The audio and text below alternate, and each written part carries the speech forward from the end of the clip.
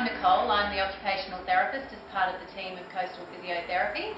What we're looking at today is to give you some pointers on workstation setup and the ergonomics of your workstation.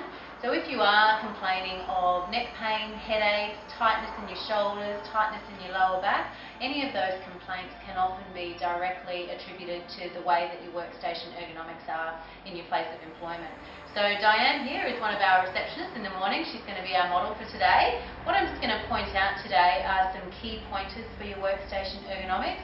This is a fairly average type of workstation. There are a lot of variables, so I can't go into all of the variables today. It would just take too long. So what I'm going to do is just give you a couple of key points so that you can go back and have a look at your own workstation and hopefully be able to improve your workstation. So the first thing you want to do when you're doing a workstation is to take a look at your chair.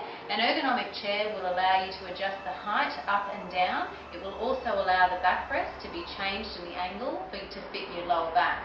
So I'm not going to adjust Diane's chair today, but what you want to make sure when you're thinking about the height of the chair is make sure that you raise it up high enough so that your forearms here, your wrists, are actually slightly lower than your elbows. If you find that your chair is too low, you'll end up typing with your elbows at an angled position, which puts a lot of stress through the musculoskeletal tissues of your upper limbs. So what we would do is raise you up. If you raise up and your feet are dangling and you can't touch the floor, then you need to get a small footrest to put in underneath your feet. So once you've set your chair up into the correct position, that's when we'll actually look at the rest of your workstation.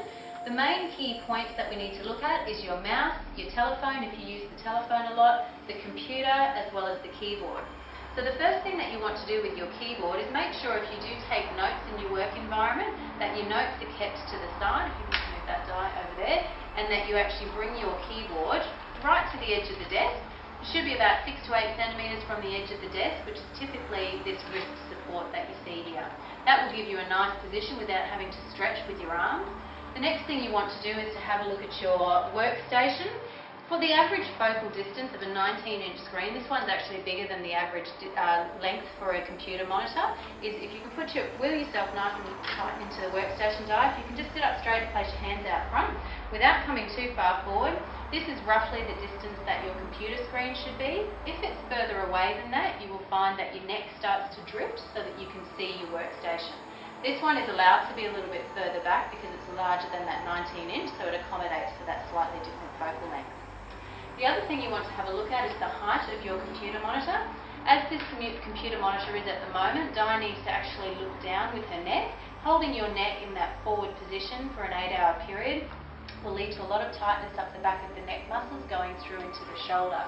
So a simple way to do this without spending any money is just the provision of a phone book or something. You can actually slot this underneath here and that will raise that up. What you're looking for is the top of the computer screen to be at the same level as your eye. So for Di, that would be raising it up probably the height of a local directory. Okay, the last thing that we want to look at today is the position of the mouse. You want to make sure that the mouse is not too far away. If you stretch out to that as if you needed to use that, you can see the stretch that actually occurs through the elbow and the shoulder. What we want to do is make that much more natural and bring that in nice and close, and that's what we call your zone of frequent reach.